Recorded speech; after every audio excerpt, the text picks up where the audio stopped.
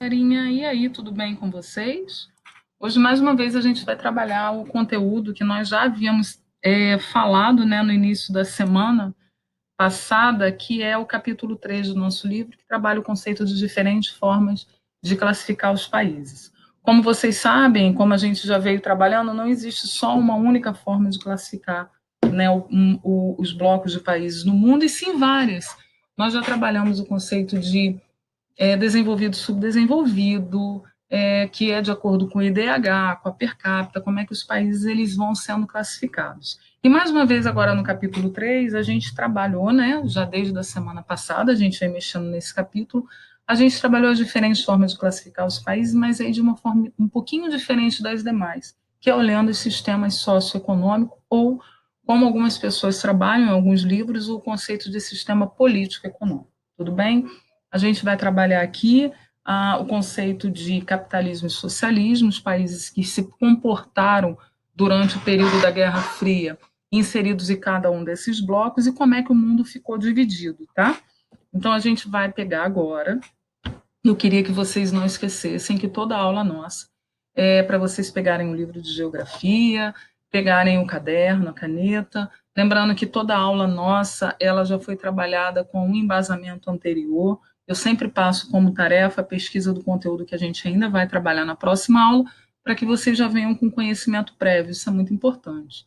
Vocês já chegam sabendo mais ou menos como é que vai ser o tipo de conteúdo que vai ser trabalhado, tá bom? Então, eu sei que vocês já ouviram falar em Guerra Fria na aula anterior, mas é por isso mesmo, é para a gente poder ter um embasamento concreto para que essa aula aconteça da melhor maneira possível, belezinha? Então, livros, página 39 e 40, Guerra Fria, o que foi a Guerra Fria? Né? Ficou muito claro na aula anterior, eu tenho certeza que vocês conseguiram, né, entender que a Guerra Fria foi uma guerra entre dois sistemas socioeconômicos ou dois sistemas político-econômicos, tá?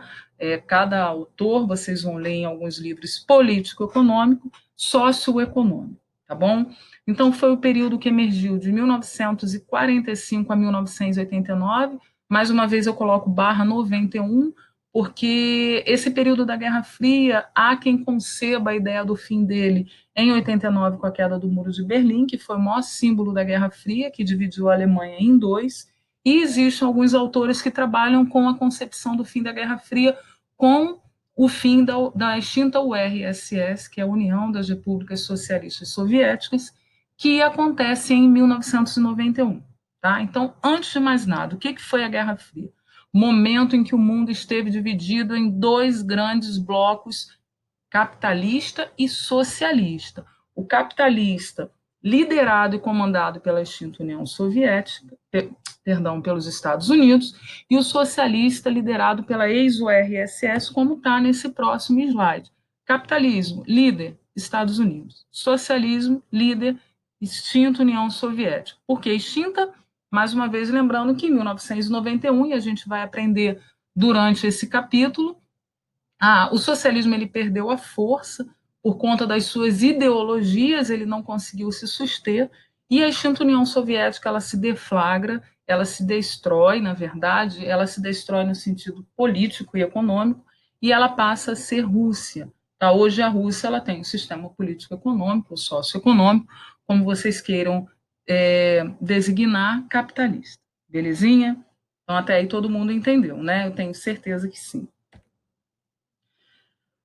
Aí, no livro de vocês, dentro dessas páginas que a gente vai falar agora, eles perguntam como é que foi o comportamento do Brasil na Guerra Fria. Já que a gente sabe que a Guerra Fria estava tomando o mundo, né? A Guerra Fria ela foi um momento de divisão mesmo. E, mais uma vez, fria porque foi ideológica. Tudo que é ideológico trabalha a ideia de concepção de ideias, tá? E fria porque Estados Unidos e extinta União Soviética nunca apontaram de fato uma arma um para o outro para acontecer uma guerra. E se acontecesse, seria um período de muita tensão. Lembrando que a Guerra Fria aconteceu após a Segunda Guerra Mundial. O mundo estava apavorado por conta de tudo que já estava acontecendo. Tá? Como é que o Brasil ele passa pela Guerra Fria? Após a Segunda Guerra Mundial, o Brasil integrou o bloco capitalista. Vivemos num país capitalista. Lembra que eu falei para vocês em sala de aula, assim que nós começamos a trabalhar o conteúdo de capitalismo? Capitalismo, sistema socioeconômico que visa o lucro. O Brasil, ele é capitalista. Vivemos numa sociedade em que visa o lucro. O lucro está acima de todas as negociações, tá? Então vamos lá. O Brasil, na Segunda Guerra Mundial, ele se inseriu ao capitalismo. Aí está assim. No entanto, a partir de 61, o presidente João Goulart, conhecido como Jango, desenvolveu uma política externa de apoio às superpotências. Só que Jango ele apoiou as ideias, ele trabalhou mais o conceito de ideias de sindicalistas, de apoio ao socialismo.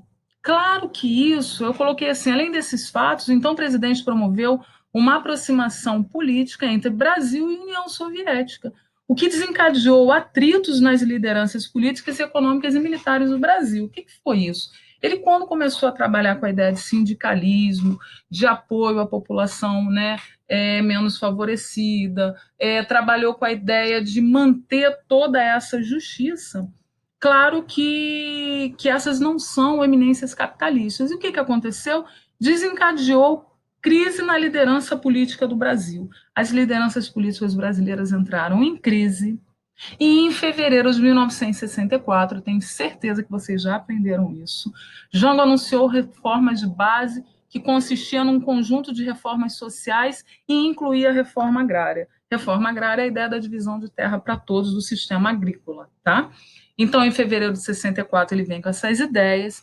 Essa política preocupou bastante a burguesia brasileira. A burguesia brasileira começou a ficar muito preocupada com as ideias políticas socialistas. Mais uma vez, o socialismo é a ideia de igualdade, a ideia de equidade. Né? Quando eles começaram a perceber que Jango estava com essas ideologias, a classe burguesa do Brasil começou a ficar apavorada. E em 31 de março de 64, o que acontece?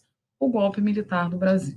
Tá? Eu tenho certeza que vocês já aprenderam isso nas aulas que vocês tiveram anteriores de história. Tá? O marco do Brasil durante esse período da Guerra Fria foi a crise, na verdade, que aconteceu mesmo da burguesia, que não estava aceitando toda essa ideia de igualdade, né? Nossa, mas o Brasil agora está trabalhando com igualdade, vai trabalhar com reforma agrária, né? Vai trabalhar com equidade, e a burguesia ela não ficou satisfeita. Lembrando o que é a burguesia? Lembra que a gente trabalhou lá quando a gente falou de pirâmide capitalista?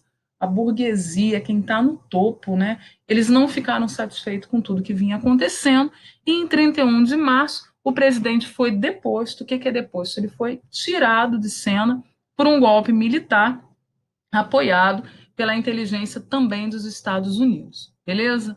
Quais foram as consequências da Guerra Fria no Brasil? Claro que tudo na vida a gente sabe que tem atitudes e consequências. E quais foram as consequências? Né? A gente está vendo aí, as principais consequências foram as seguintes: rompimento das relações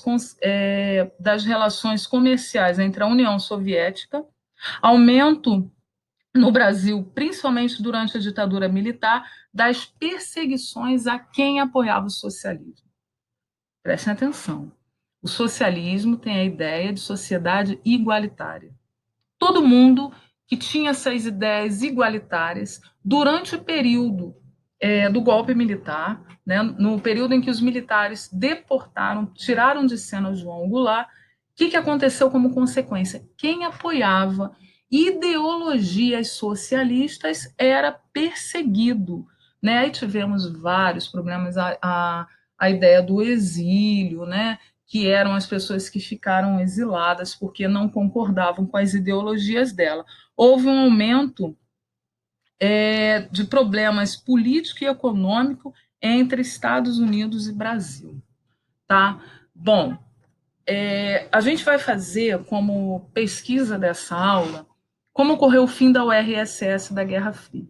Tá? Mas antes de mais nada, antes da gente anotar o que é de tarefa, eu quero que vocês não esqueçam, a gente não pode esquecer algumas coisas muito importantes que foram trabalhadas durante essa aula, tá bom?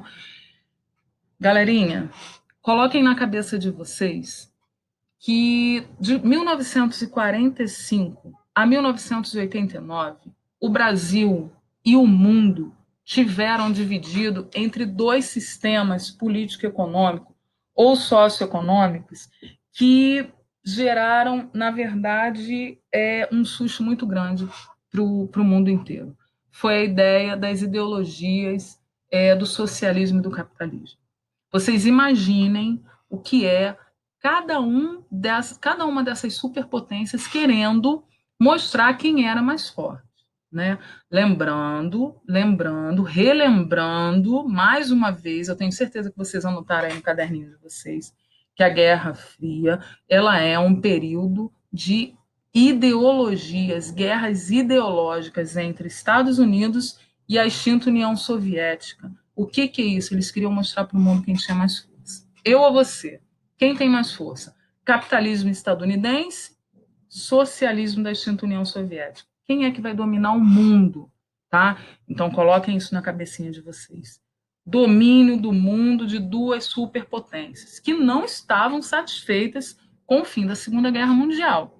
Ah, professora, o que o Brasil tem a ver com isso? O Brasil estava inserido nesse contexto.